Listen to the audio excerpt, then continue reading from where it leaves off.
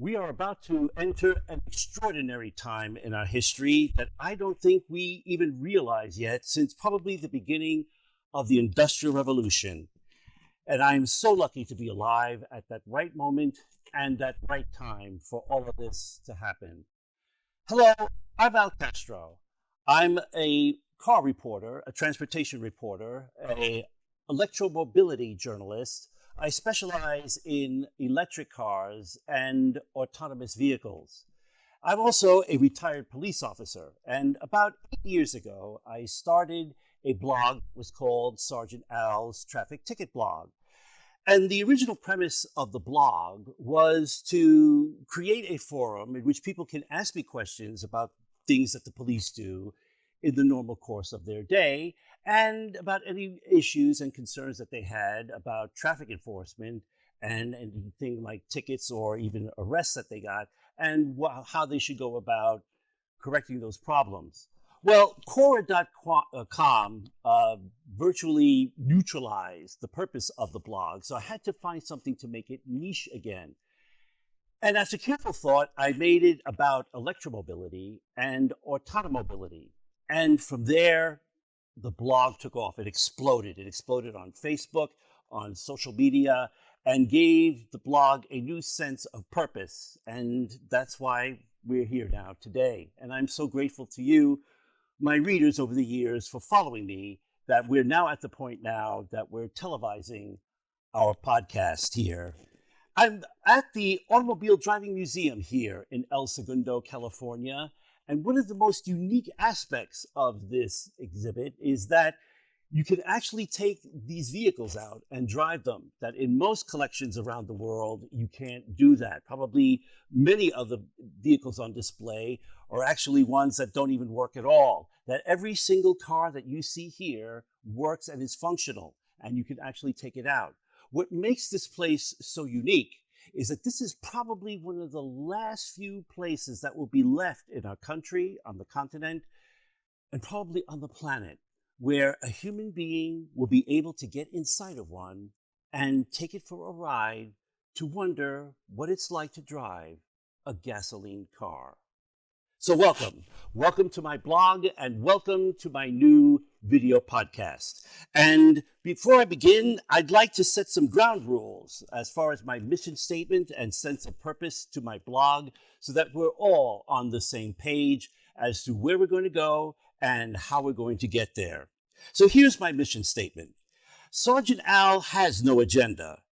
I'm neither conservative nor liberal. Actually, politically, I'm probably right down the road in the middle, maybe slightly to the right tick, not that much, but I'm perfect for making a blog about automobiles, electromobility, and automobility where I can give it to you straight. Now, I could see if gasoline was a viable means of delivering transportation, that it didn't cause that much of an effect on the environment, but it does. But if it was not the case, then yeah, you could say that I have an agenda, but I really don't. My purpose here is to find a means of transportation that has very little damage to the environment. Now, let's keep in mind that no matter what we decide to do, it's going to cause some kind of harm to the environment. That's what the Industrial Revolution is about. It's about finding a means that will cause at least impact and give us the best benefit. And so far, it seems that the way that ionization is going with battery technology, that this is the way it seems to be going, okay? So there is no agenda. Number two, another important thing that we need to clear the air about. This is the electric car revolution, folks. This is not the hybrid car revolution, all right?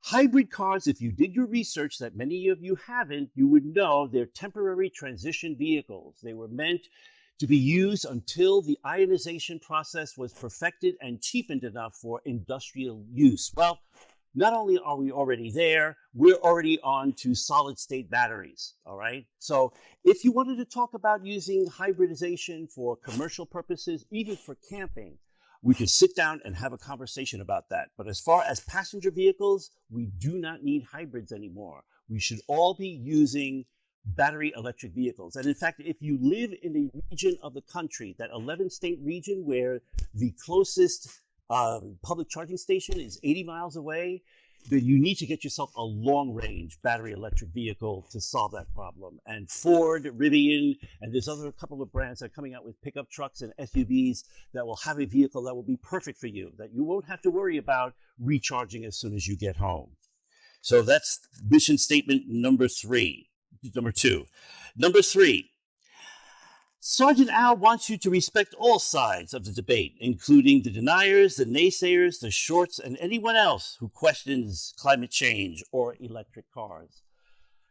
I'm allowing enough wiggle room here for the people that are unsure or vehemently are resolved that these electric cars will not solve the problem and there is no problem with climate change. I need you to stay in the conversation and the dialogue. And the only way to do that is to be inclusive. And to some degree, you might be right, but I want you to consider this.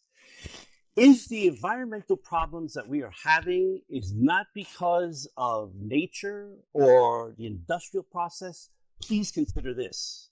There are 7.58 billion people on this planet, billion, and there are 1.2 billion gasoline vehicles in the world right now in its existence. And if that's the case, then there are too many people and there are too many vehicles for us to have this. And we need to find a better solution that doesn't have an impact on the environment. So if you want to stick to your position that there is no climate change or the problem is not because of nature or what have you, or the environment, then consider that there's just too many people and vehicles that we need to find something else to lessen the impact to our environment.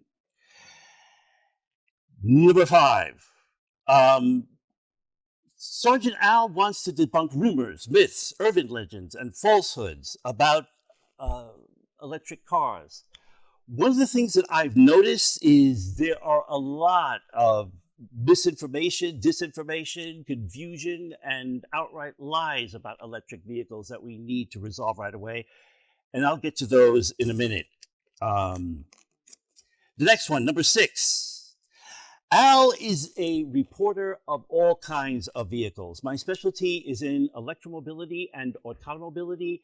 I also will be reporting on unique cars as well. I will be reporting on events that are newsworthy. You'll hear that from time to time, not just to break it up, but it does impact electromobility and automobility in some way. These cars are a part of our social lives. They are a part of our lives, period. There is a reason why Bentley sells cars that are new for wealthy people that can afford them. That's why they are part of the social conversation that we have about our society and civilization. It's the way that we do things, and it's the way that we get to places. These are our cars. Number 7. Sergeant Al is a car historian by training and practice, so he likes to tell stories and tales about the car industry, and most of them he tries to keep fascinating. I'm not really a car nut or car fan in the sense that I do like the history behind the car itself. I like to tell the tale of the two Henrys, Henry Leland and Henry Ford, that Cadillac actually started off as being the first Ford Motor Company. I bet you didn't know that the two Henrys had a falling out, and one Henry went in one direction to make a Lincoln, and the other one went to make a Ford. These are the kind of stories that I'd like to tell that are interesting, that are part of the conversation. Number 8, Sergeant Al respects the rule of law and fairness and respect for all. And one of the things that we need to realize is that we own this technology, not the other way around. One of the reasons why electromobility and automobility fits so well into my blog is because one of the problems that we're having with electric vehicles is this idea of when the vehicle is in automated cruise control and someone gets into an accident, it's so easy to blame the technology. My Tesla did it, as you often have seen me write and speak about before.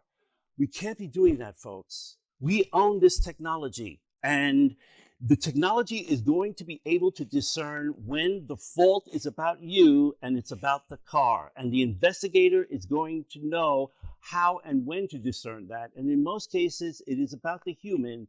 It's not about the technology. We own the technology, not the other way around. You wanted a Tesla that had autopilot? Well, here you are. You have it. So own it. That's the way that that's going to work.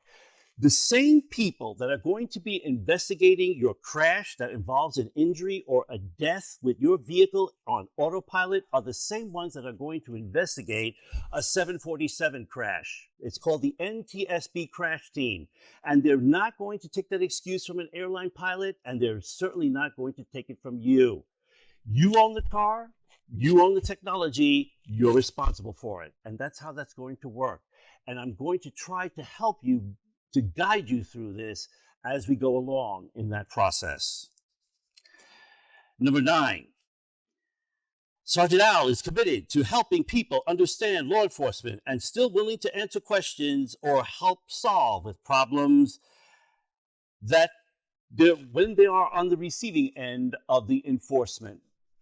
That part has not changed about my blog. One of the things that I like to do that helps me extend my role as a public servant to people at large is to help them through this process that ironically I wasn't allowed to do when I was a sworn member. So if you have any questions about using your car and you get a parking ticket or a traffic ticket, I'm still here to answer it for you.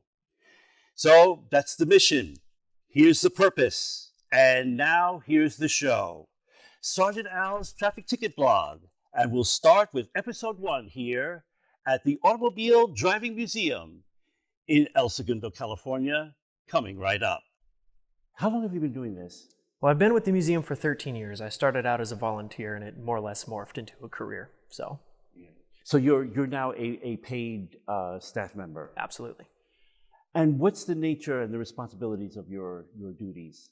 I am responsible for the entire exhibit space, 100% of our floor sets, meaning the way we arrange the cars, all of our exhibits and displays that you see up on the walls, any automobile in the collection, historical documentation. I'm responsible for their mechanical well-being and their cosmetic shape as well, which also means I have to be in the shop about 50% of my time working on these cars, as we do keep all of our cars running.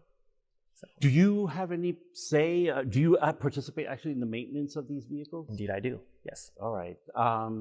Because I understand 100 years ago, the park, drive, reverse, and the gas, and even the clutch were in different configurations or what have you. You got that all figured out? Yes, every single one of them. Wow, that's amazing. How long has this museum been in existence? 17 years now, in this facility for 13. I see. What makes this museum unique from like the Peterson down the road? Right. So we are a tactile museum. We're pretty much the only tactile automobile museum, meaning when people come into our museum and they're walking around our display space, unless a vehicle has a do not touch sign on it, which I believe there are only 3 or 4 out of the 70 on display, or have ropes around them, they can allow themselves into the vehicle and have a seat and see what it's like behind the wheel of the car. So actually, your visitors can come in here and touch these cars. That is correct. And they can, climb into them and sit in them. Sure. And on that special, on the Sunday, that you could actually take one of them out and... Yeah, every Sunday we have a team of volunteer drivers that are trained, and we pick 3 to 4 different cars every Sunday. We park them out front, and as a part of your tour, we will take you for a ride. Is there any criteria for which cars you pick for that Sunday? Sort of. They're all on a schedule, so every car is used within a 3 to 4 month period, and we do have 140 cars in the collection, so about half of which are on display at any given time. The vehicles in this room, our concours showroom, those do not participate in the ride program in any vehicle that's on loan, but any other vehicle that we own is going to participate. All right, so let's talk about these what you call concours cars. There's a white Packard behind you. There's a red one behind me. Explain what these cars are, their value, and why they sit in this part of the museum and not outside with they're in isolation and not in the general population, if I could borrow some law enforcement terminology. Right, exactly.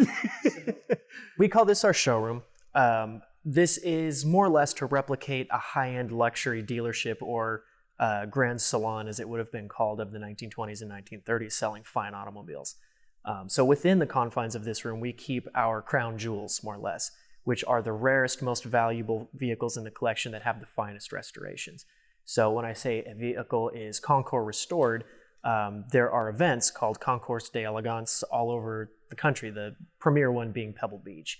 And it's the most competitive and prestigious show that you can get your car into and have it professionally judged. And winning an award at such a show gives a vehicle pedigree and can actually help its value.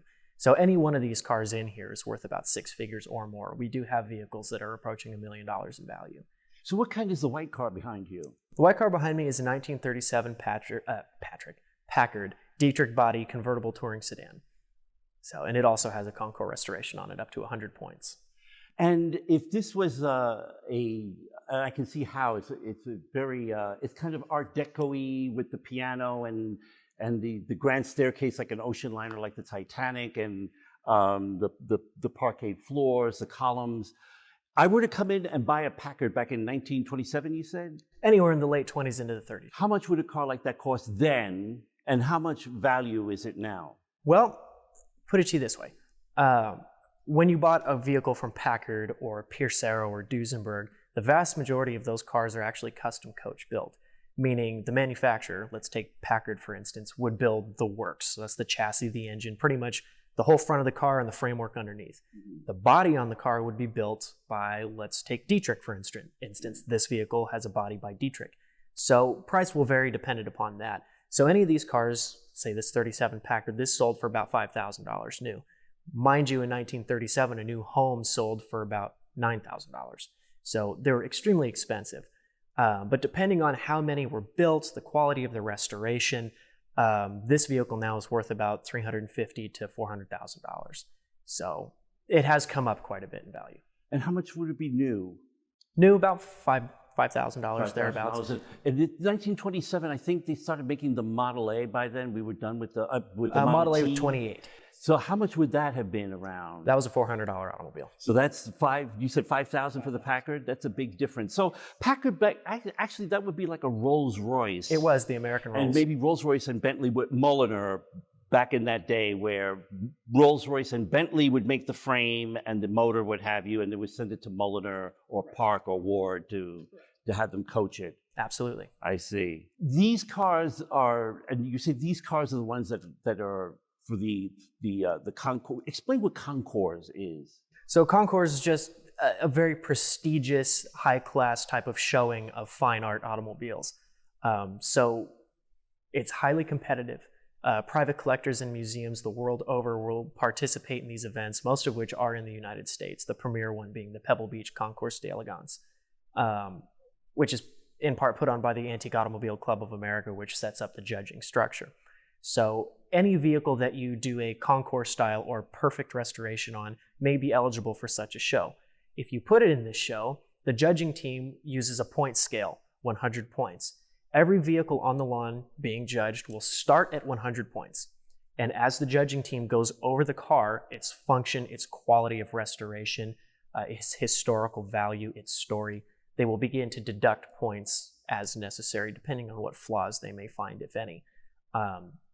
And from there, you will place in your class if you place at all. So this was actually a class winner. So it actually scored exactly first in its class. So it is, in fact, a 100-point car, or was as of 20 years ago. And how about this red Packard behind me? That one is a close to concours restoration. Not quite on a 100-point scale, but it is definitely showable. It's So actually it would be never, like second place? maybe second, maybe third. Yeah, by now. It's an older restoration. But when it was freshly restored, yes. So let's talk about electromobility. How many electric cars you have in here? We have two. Two? We actually do have two. Come on, just two? Yes, exactly. Trying to keep it that way. You're gonna show us that car. Sure, absolutely. You realize with the progression of the way the market, technology, and in a lot of ways the environment is going, this is probably going to be one of the last few places in the United States, North America, and probably eventually at some point, and may possibly in our lifetime, be the last place that you might operate an internal combustion engine. Tell us about that. Well, that's a sad reality, but it is a reality. It's good in many ways, but for passionate collectors like we are that live and breathe these automobiles and the history behind them, it's unfortunate. But we also, we take it with a grain of salt, and we like to carry that responsibility because we get to be that outlet, that last remaining place where we do preserve these type of automobiles because we do believe it is important. It's a part of our history and our culture. A lot of the premier brands like Aston Martin and the Range Rover and Land Rover and Jaguar are actually coming to the reality, as you probably know, in Europe, they're banning internal combustion engines. I believe by either 2035 or 2040, they don't want them on the road. Actually, some of the European Union countries are taking that step sooner. So to do a workaround to that problem, a lot of the premium brands are opening up electro conversion shops to have their legacy and heritage vehicles converted to electromobility. There will come a time in the concours circle where there's going to be vehicles that are gasoline and they're fully restored, like this white Packard, and there will be some that will be converted. Has the concours circuit addressed that issue? Will the cars be considered the same? And where does the future of all of that, of our antique cars, going to be 20, 30 years from now? Well, I can pretty much guarantee you that any historic automobile that has been converted to electric power will not be eligible to participate in a concours event because you have completely stripped it of its authenticity. These are collectibles, they are kinetic art, they're historic. So any conversion to make it legally roadworthy, whatever the case may be, will not be accepted on such a judging scale. Now, whether the state decides that vehicle, because it is gas-powered, is no longer usable on public roads is one thing. But for concours events, I very highly doubt that will ever be allowed. So, how about a separate category? Would you consider that? Because right, a lot of those people that own these kinds of cars, they're our first adopters, and they generally are well-to-do, wealthy people. They're the ones that go home with their Teslas. Right. Would you consider making a special category where this white Packard behind you looks the way that it does, except when you open up the hood, it has a Tesla motor in it? Would you consider something like that a category? Like I said, I very, very highly doubt it. Yeah. For instance, the Pebble Beach Concours d'Elegance never allowed any custom cars of any kind, hot rods, what have you, whether historically significant or not, for the past 50 years. And it wasn't until recent history that they created a class for that, and that was kicking and screaming to do it. So doing such a thing, ripping the immense V12 engine out of this car to replace it with electric power, I really do not anticipate that being acceptable. So the impression that I'm getting from you is that you folks in the concours circuit, you're not prepared to do it, but you're bracing for it. I'm bracing for private individuals to do it, but I can speak for my collection and my collection alone. We will never do that to a car, ever. It's like repainting the face on the Mona Lisa because you don't like her smile. So we don't do that. So these are fine art. They are very historically significant, and we keep them as they were, not as they need to be according to whomever. So what are the hours, and when can we, and what's the website? Where can we go to find this driving automobile museum? We are open Tuesday through Sunday, 10 to 4. We're here at 610 Lairport Street in El Segundo, California, about a mile south of LAX Airport. And the website? www.theadm.org. And that's here in Los Angeles. Alec, thank you so much. You're very welcome. I appreciate it. Absolutely.